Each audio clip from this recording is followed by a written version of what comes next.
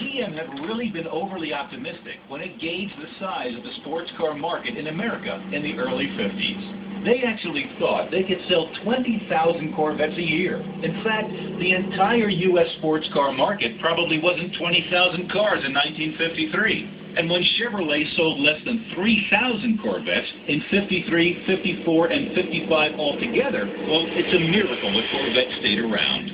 It's a good thing for Corvette lovers everywhere that the axe didn't fall in 1955. Had that happened, the world would never have seen this car, the one many people call the most beautiful Corvette ever. The Vette for 1956 was very definitely not the same car that hadn't sold in its first 3 years. The 56 Corvette was, well, it was a Corvette. I want a Corvette. This was the Corvette Harley Earl had under wraps. This car had been ready to debut, complete with the magnificent small block V8 in 1955. However, the massive costs of redesigning and retooling Chevrolet's entire passenger car line had caused the GM brass to delay the introduction of this body style 1 year.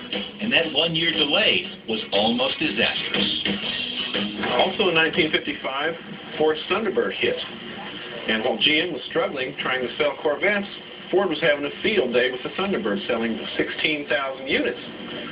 So the car that appeared like it was the Corvette's chief competitor, ironically proved to be the Corvette's salvation, because had Chevrolet pulled the plug on the Corvette at that time, it would have appeared to everybody that was watching that Ford had beaten Chevy, and that was something they couldn't afford.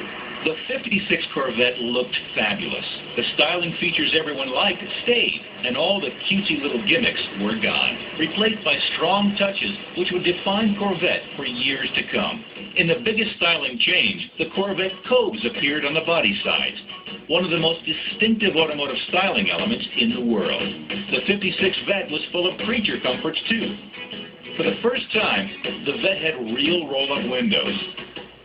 And you could even order power windows.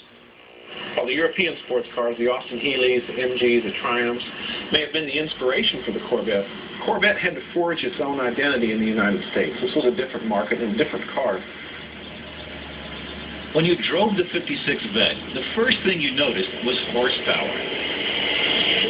The 265 V8 was now the standard engine. The 6 was gone forever, and it was warmed up to 210 horsepower with higher 9.25-to-1 compression and a higher lift cam. If you wanted to go the whole route, you could order it with an aluminum intake manifold and dual 4-barrel carbs for a net 240 horsepower. Part of the Corvette's mystique is that every year the car became more powerful, it handles better, and it became more of a driver's machine. This was largely due to a Chevrolet division engineer named Zora Arcus Duntov. Duntov had joined GM's engineering research and development staff in 1953 and had been intrigued by the Corvette since the first model. His efforts to correct some handling problems on the 53 through 55 models had already made the Corvette a much better car. In 1956, he knew just what they had to do to really get the world to sit up and take notice of the Corvette. They had to go racing.